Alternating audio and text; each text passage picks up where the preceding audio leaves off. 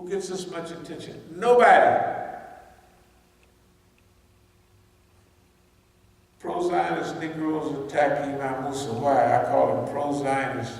I call them Afro-Zionist Negroes attack the Masjid.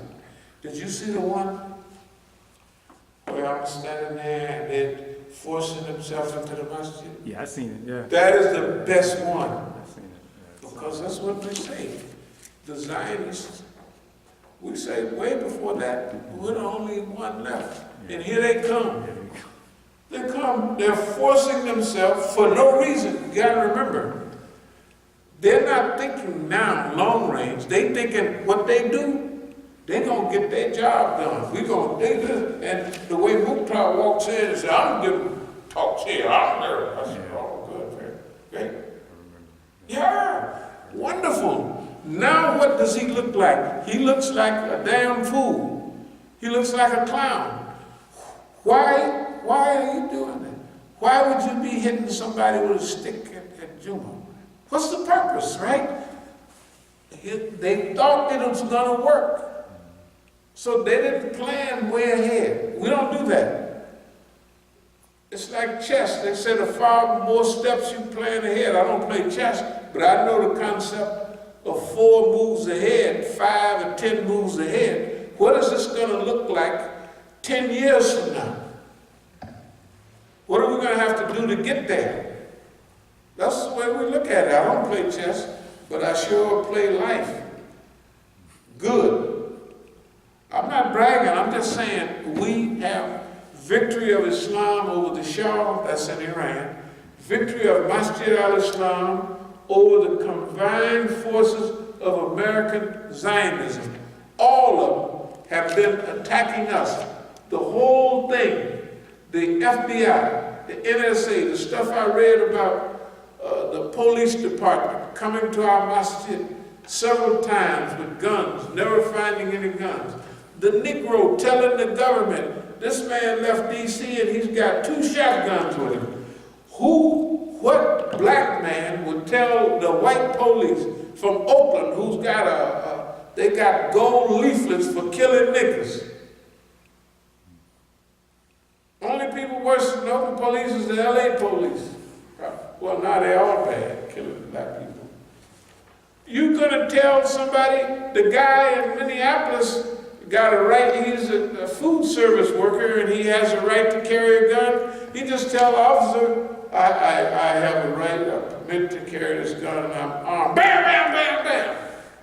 And this nigga, Mukhtar, right? And both Khadijah, they sell it. What do they say? Imam Musa, y'all copied this stuff. Imam Musa said he was going to kill us. That's what they said. These Negroes are, now most people, they be mad. Man, you got to take care. I said, you can't bother them. They're doing what we want.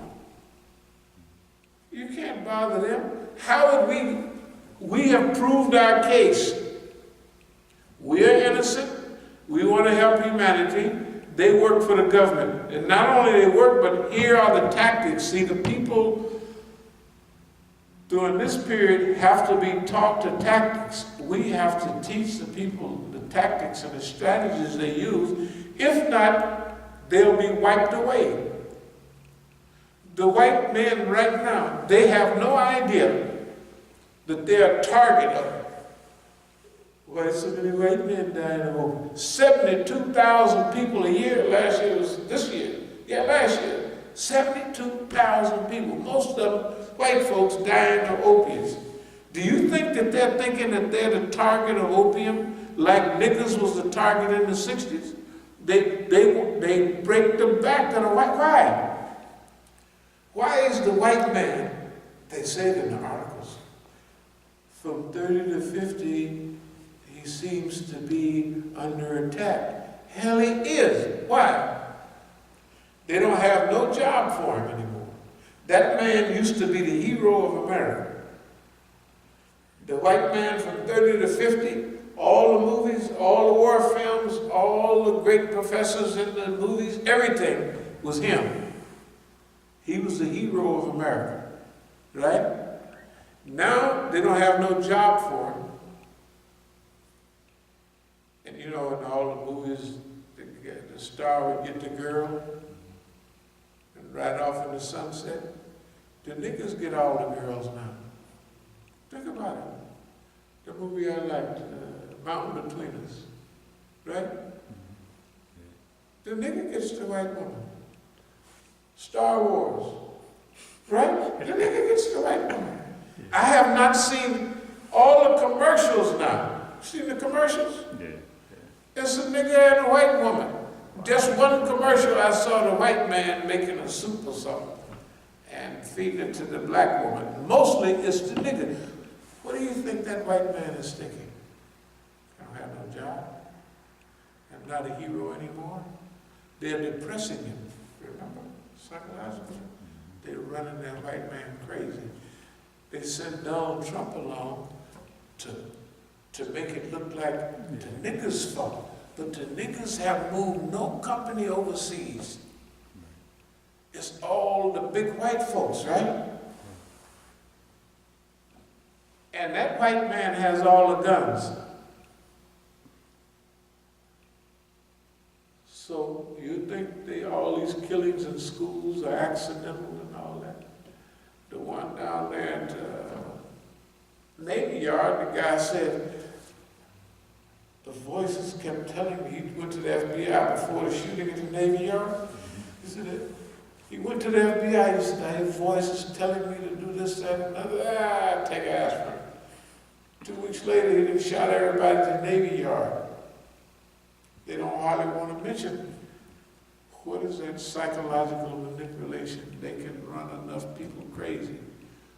Who you kill, go kill kids. And pretty soon they'll take the Second Amendment away. Who they taking it from? The white man. Because when they wake up to what's happening, they can bring the government down. Because it ain't hard for the police to shoot me and you. But Uncle Bud, the old sheriff, right? Bud, what the? You see how they do just with opium. The sheriff in Ohio is crying. And one of the guys in Iowa, see the white girl, he's a police record. Police, a white girl, a white boy. The girl is pregnant, they almost homeless. He takes them not to his house, but fixes them up, and so they can be human beings. He ain't found no nigga that he wanted to fix up like that. He wanted to shoot the nigga because it's his tribe. So our job, that's why we always talk about what our mission is. Not only our mission is our neighborhood, our mission is the American people. Because they don't know what's going on, and we do. And the ones that do wake up, we got to teach them how to get through this period. Nobody else has got to it. 1 or 2 hits. And remember, even if the movement is rolling along fine, they're going to have 100,000 government agents in there. I'm telling you, this job that we have, you're talking about the impossible dream, Don Quixote swinging in windmills, this is it. Right. We want to prepare ourselves so that the rebellion goes smoother, and it's not too many killings. Because if there's so many killings, it's hard to make a new world, because so many people got killed. You're bitter and hateful. Yeah. Right? Now, the white man has got all the money. In fact, this white man is so mean, what we're having now could be easily a controlled implosion. You know, when they set the charges on those big buildings and they fall straight down? Mm-hmm.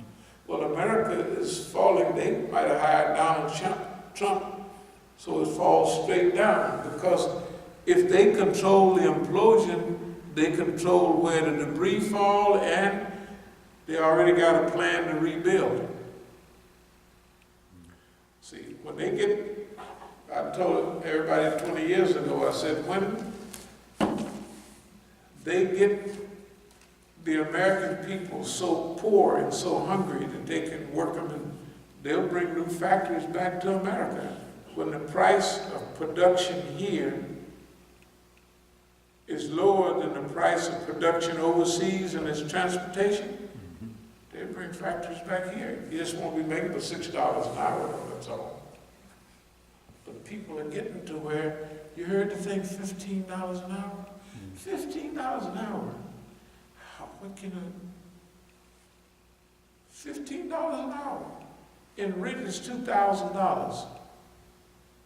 Yeah. $1,500. $1,200. If you're not a school person, you got to ride the subway to work or the bus. Yeah, metro is expensive. Everything is expensive. If you got a car, you got to have insurance.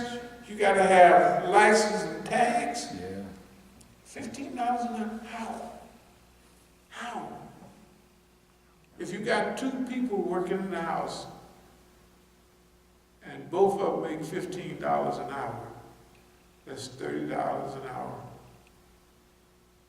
That is less than a good salary. What's a good salary? About $40 an hour or something?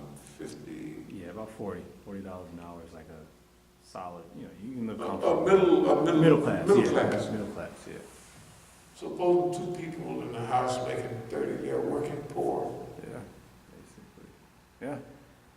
And when they get more and more hungry and they're willing to work hard for nothing, you don't have to worry about Mexicans and nobody else coming across.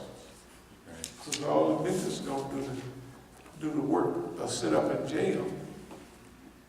So, that's the subject for tonight. We wanted to talk tonight about the great future.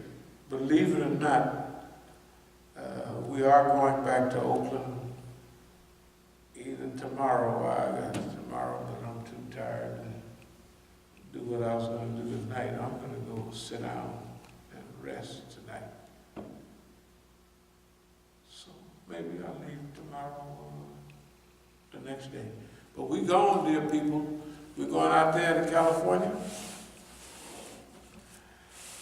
And we're going to run our two cases through the system. And with Allah's help, we're going to choose whether we're going to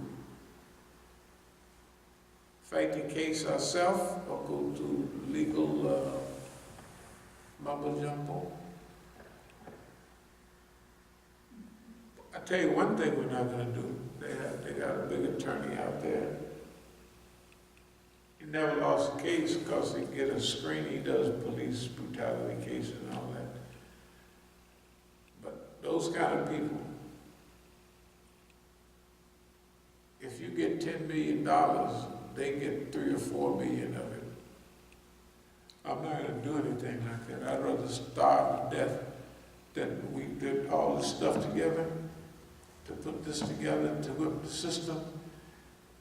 And a lawyer would come talk about it. I said, no, you can do this free. And when I get my $25 million, I slide you something on the table. Ain't gonna be, I wouldn't do it. It's an affront to all slick lawyers, is like giving it to the system. No, I'm not going to do that. All the brothers that they didn't kill, and then a slick lawyer, after putting this stuff together for decades. See, we had to endure this. Now, we don't call it enduring now, but back 35 years ago, this stuff was hard, putting up with the government stealing all your property, infiltrating. That stuff was difficult in those days. It ain't now, because after the 30 years, everything gets easy if you do it for 30 years. Right. And then Allah give you the hikmah to love to love this mission. Anyway, so we thank all y'all very much. We ask you to make dua for us. And we want you to do research on what we are saying to you. Study what happened in Oakland. Study those people in Oakland. Study everybody in Oakland. Study DC. You have to look at, are we lying or are we telling the truth? Is this what we've been telling you a fairy tale or is it real? If it's real, why didn't nobody come to our aid and assistance in Oakland? Why would the government allow these people to do anything that they want to us and around us, trying to, as a psychological war, trying to intimidate us and trying to provoke us so they could do whatever they want? Thanks to Allah, none of it worked. It all backfired on them. But our mission is, and it has been this, is to teach people the morals and the ethics and the method and the process to challenge evil face to face and do it with a good attitude and hope and love for Allah and an optimistic future. And that's what we're doing, and we're going to keep on doing that. If anybody tell you we've ever buckled a battered eye at this cracker, they just lying out of their teeth. We don't have no fear or apprehension about this system. And it ain't us that's going. Read the newspaper, listen to the radio. They're on the way out. And our mission is to rescue as many good people here in America that we can to help participate in this utopian vision. Utopia, not paradise. Utopia means in Greek, a good place. We want to make the earth a good place. That's all we want to do. Thank you all very much. As-salamu alaykum wa rahmatullahi wa barakatuh. Alhamdulillah.